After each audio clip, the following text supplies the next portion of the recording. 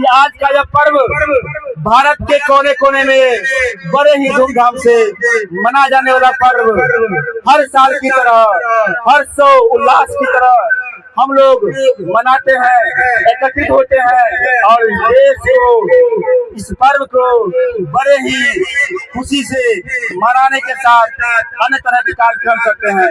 यहाँ पर उपस्थित हमारे सोरबाग्राम के समाज के बुद्धिजीवीगण, छात्र छात्राएं के यहाँ पर अभिभावकगण आए हुए हैं और जहाँ तक ये आवाज जा रही है, मैं आप सबको गणतंत्र दिवस की इस पावन पर्व पर शुभकामनाएं और हार्दिक बधाई देता हूँ।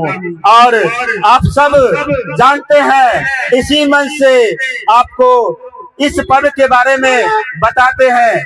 आखिर गणतंत्र पर्व जो है वो हम लोग क्यों मनाते हैं, आखिर इसकी क्या जरूरत है, आखिर इस दिन हम सब एकत्र होकर के क्यों मनाते हैं, ये सब भली भांति जानते हैं। हम लोग इसलिए मनाते हैं कि जब मेरा देश आजाद हुआ उसके बाद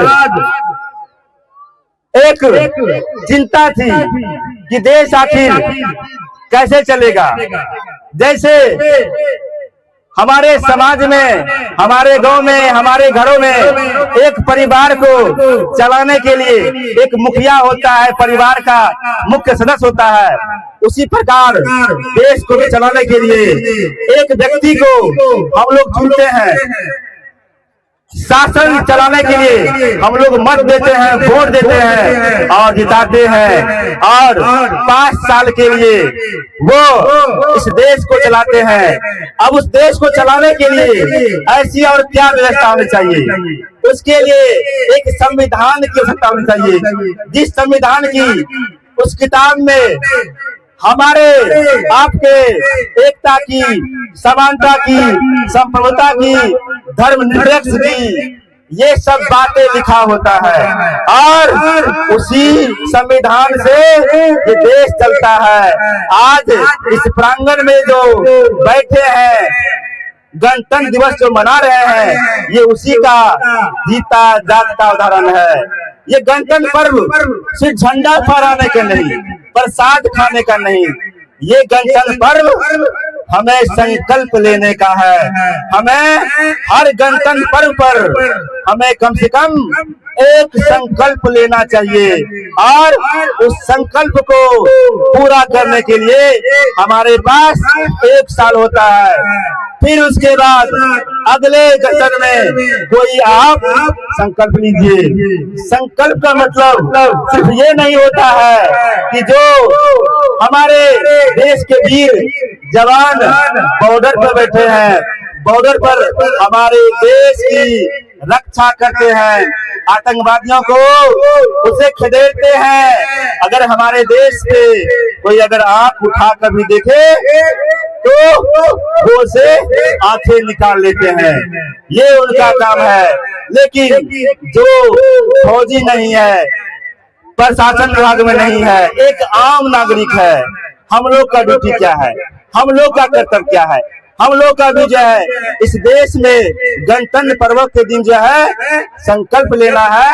और अगर हमारे सेना अगर देश के बॉर्डर पर अगर अपने संकल्पों को पूरा करते हैं तो हम यहाँ पर रह करके अपने समाज में उस कर्तव्यों को पूरा करेंगे। सिर्फ युवाओं को नहीं, बुजुर्गों को नहीं, महिलाओं को नहीं, हम सब की जिम्मेवारी है और ये जिम्मेवारी लेनी होगी, चाहे वो शिक्षा की हो, धर्म की हो, एकता की हो, समाज में सबको साथ ले चलने की हो, इस सब को लेकर के प्रण लेना है। तो आज हमारे साथ कम से कम इस बात अपने मन में एक संकल्प लीजिए। क्या इस बार जो है हम जो संकल्प ले रहे हैं वो अगले आने वाले साल तक उसे पूरा करेंगे। संकल्प का मतलब ये नहीं कि आपको भी जाना है बॉर्डर पर, नहीं, आपको बस एक संकल्प लेना है। हर दुखों का अगर इलाज है वो है शिक्षा।